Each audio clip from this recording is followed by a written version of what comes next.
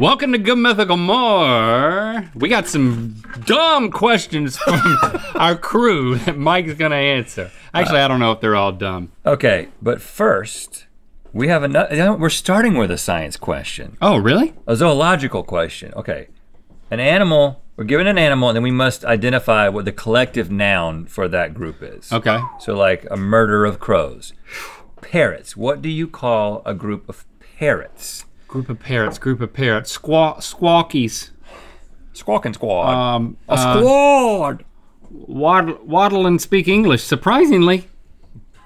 That Group. I would just call them a flock. I've never heard a special parrot name. Flock of parrots. Yeah, why is it not just a flock? I think it's a flock with a P, a plot. No, it's a pandemonium. Oh, come on. I've heard them, that makes sense. Yeah, Oh, yeah. There's a batch of parrots, a pandemonium of parrots that got loose years ago in Pasadena and they fly around and make all kinds of racket. Pandemonium it is. Yeah, pandemonium of parrots in Pasadena, pal. Well, I'm speaking like Yoda. Okay, we put out a box, knowing that you were gonna come hang out with us. The No Dumb Questions box. Fantastic. And yeah, it is fantastic. Thank you for saying that, Mike. And we're gonna unlock this box. Okay. And the questions inside, submitted by Mythical Crew members, No pressure. are going to be answered by you. This is what you do on your podcast. It is, yeah. All right. All right, this is from Ryan Moody. He's Mythical Kitchen producer. Works closely with Mythical Chef Josh and makes all that stuff happen.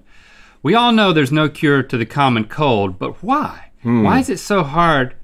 What is so hard about beating this thing? Is it just not a priority? Like, there's just more serious illnesses and all the people that work on this stuff have bigger fish to fry? Or is there a cure, but the over-the-counter industry is keeping it from us in order to protect their profit? Conspiracy! Why there's no vaccine is because so many different viruses that mutate every year are the cause of what we call the common cold. This one's from Caleb, our graphic designer. Okay. A lot of our merch is He's all is right designed by brain Caleb. all the time. Whenever I bite Get into ready. an avocado for breakfast, the only thing worse than biting into the skin is biting into the pit. I'd really like to take it out, but I also like saving half of my avocado for dinner. Is there a way to keep my avo fresh without that cumbersome pit? Gosh, well, first of all, things like avocados and bananas and apples that change colors when you cut them open, it's not because they're not fresh anymore, it's because they're oxidizing. And when you leave the pit in, all you're doing is making less surface area exposed to oxygen. Oh, so really? what's under the pit just oxidizes much more slowly. I thought there was some magic emanating from the pit that made it not... No.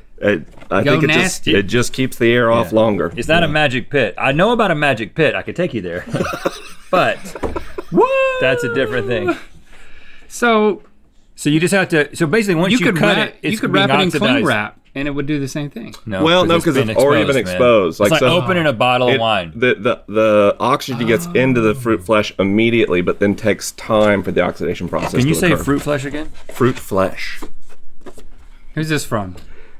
This is from Jonathan, our content manager. Jonathan uploads all of our videos and then tells us when no one cares. He's like, he sends us an email. That's a He's tough like, job. the reason people thought this one sucked was, why do we yawn? And why are yawns contagious? A few weeks ago at a family gathering, everyone was watching my 1-year-old niece do cute baby stuff like existing as a baby, and she yawned, and then all of a sudden, literally everyone in the room yawned. It was like 15 people all yawning in response to a tiny baby yawn, which seemed so bizarre. Also, I've definitely yawned in response to my dog yawning, which was weird. Believe it or not, the definitive answer as to why we yawn is unknown to science.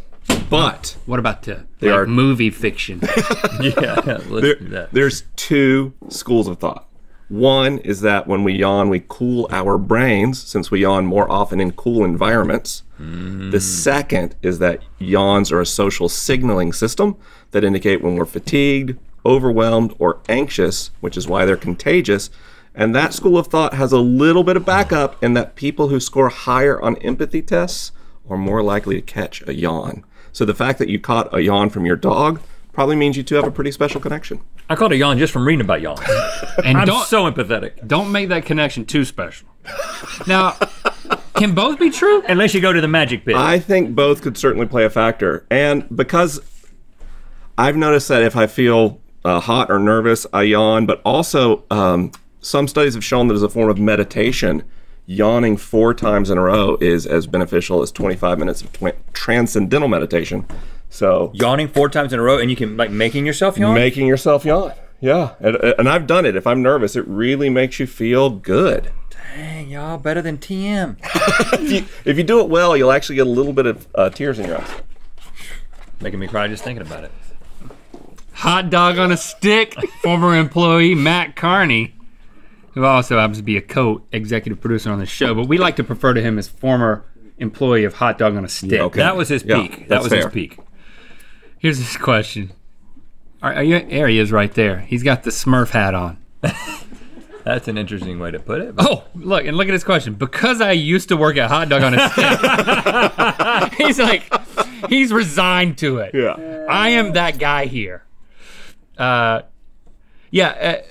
Carney, actually, I mentioned, I think I didn't mention your name. I mentioned something and it sounded like I said Carney at home, and Lando piped up and he was like, oh, that guy who works for Hot Dog on a Stick? And I was like, yeah, I didn't say Matt Carney. I said something else. I can't remember. At our homes, everyone who works at the fair is related to you.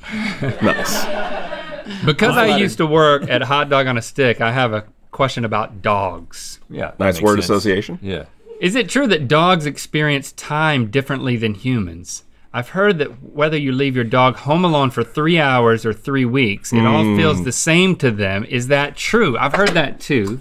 Yeah. You're a dog lover. I absolutely love dogs. I think they're like people without cynicism in many ways. So that's why we enjoy them so Yes. much. Yeah. Yes. So we don't have a lot of research on specifically dogs' perceptions of time, but we do know that human brains are very odd structurally compared to other animals. And that means we experience a bigger separation between our cognition and our instincts and impulses. And also, our brains, even among other cognitively oriented animals, seem to be uniquely focused on recalling the past and imagining the future. So, what we imagine with dogs is that they basically don't have any awareness of a moment other than now. They can have memories triggered from the past and experience them, but they don't wistfully think about yesterday or plan for tomorrow. And because they're social animals, the moment they're left alone, they experience crippling separation anxiety. And whether you're gone for 3 minutes or 3 weeks, it's true. They're distressed the whole time. No. Oh, everybody freaking out. Thanks, Science Mike. But because it's like an eternity? Because all they know is in the moment. They're always I'm in a the pack moment. animal that's Yes. alone. Which means as soon as you're home, total relief and adulation. But Jade seems to love her crate. Mm-hmm. Oh, sure, of course she does. Yeah, but that's when She you're loves the looking at her crate. in the crate. Huh? When you're gone, a crate-trained animal experiences less separation anxiety because it goes into their denning instinct. Yeah, so that's a good strategy. Oh, good. The denning instinct. Oh. All right. What about the Denny's instinct? That's my instinct. Oh, that is a long one. All right, this is from Emily. Okay. Emily's in the room. Emily says you don't have to do all these because she has 4 questions. Okay. Why is there dew in the morning? Let's go rapid fire. Because okay. Now, That would- you know what? Don't even have to. Just why is there dew in the morning? Temperature and humidity determine dew point, and if you get at or below the dew point, water molecules get sad and slow down. Dang, dogs are sad. You making rain sad? I just mean they Water's move more sad. slowly. Yeah, Okay, a little all right. anthropomorphism there. Okay, why can't we find a cure for baldness? Jeff Bezos is the richest man in the world and he's still bald. Yeah. Balding's medically complex and has several factors behind it, one being which follicles are sensitive to testosterone and other ways that we metabolize and break down testosterone. Okay. So most of the cures for baldness we have today were found on accident and treating other disorders. Yes. But there are promising research happening in Japan using stem cells. Oh, stem cells. Okay, how do painkillers like Aleve and Tylenol work? Prostaglandin, it's a chemical that helps suppress the release of the painkillers help us not use prostaglandin in our bodies, which signals to our nerves that we're in pain. So it's less that painkillers target where you're in pain as much as inhibit your ability to feel pain at all. Oh, you're still hurting, you just don't even know it. Okay, and then there are species of bugs and sea creatures with the ability to illuminate and glow. How is it possible that they glow? I don't know, Emily. Why don't you ask Emily, Mike? yeah, do you even sleep at night, or are you just thinking of these questions? Like, what do you do in your bed? It's like, These are big lifts too. This last one is luciferin, is a family of chemicals that when combined with oxygen creates light. luciferin, Like Satan? Lucifer in, yes. Yeah, wow. So Lucifer. they're possessed, that's what you're saying. They're possessed by a light emitting By the way, molecule. this is what happens when Mike goes to a party. People just start asking questions, and then by the end of it, everyone's just gathered around, just being like, oh, what's gonna happen to us? All right, Are we gonna be okay? can we do both of these quickly? All right, I'm gonna Yeah. save that one. All right, Bethany wants to know, is there a scientific explanation for deja vu? I had deja vu the other day and I got curious about it. I tend to have deja vu a lot. When I was a teeny child, I was a little weirdo and I'd say to my mom, it feels like I've been here before, or this doesn't feel like it's supposed to, and creep her out. And I think those were prompted by deja vu moments. Yeah. So this is pretty wild. In neuroscience, we believe that deja vu is caused by you becoming aware of your memories as they're encoded into your brain, creating a feedback loop. What? How could that answer be shorter than her question? You become aware of it. David's got a little special one that he's put in here. Uh-oh. This just in from Kevin, who works closely with former Hot Dog on a Stick employee Matt Carney as co-EP. What other things should we leave things in? We're running out of ideas here. That's good. I think a vacuum chamber would be a lot of fun. Ooh. Or, since we like to see how things break down with acids and bases, one of the missing ingredients might be enzymes. Oh, enzymes. We left stuff in enzymes for how long do we need to do that? It's going to vary based on the material and In the a type of variable enzyme. amount of time. That was a very good question, Yeah. but this one takes the Okay. cake. Jake, our line producer, asks, why do I have nipples? Why does Jake have nipples? Why? Because Jake's a human being. He's a mammal. And evolution only takes away things that are harmful for survival and leaves things that are benign, like men's nipples. So Jake's Calling my nipples nipples are benign?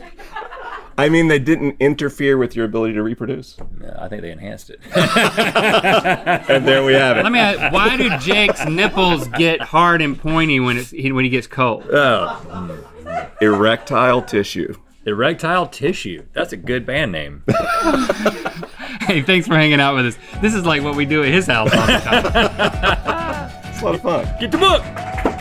In honor of our all-time favorite musician, grab a Listen to More Merle tee and do what the shirt says. Available now at mythical.com.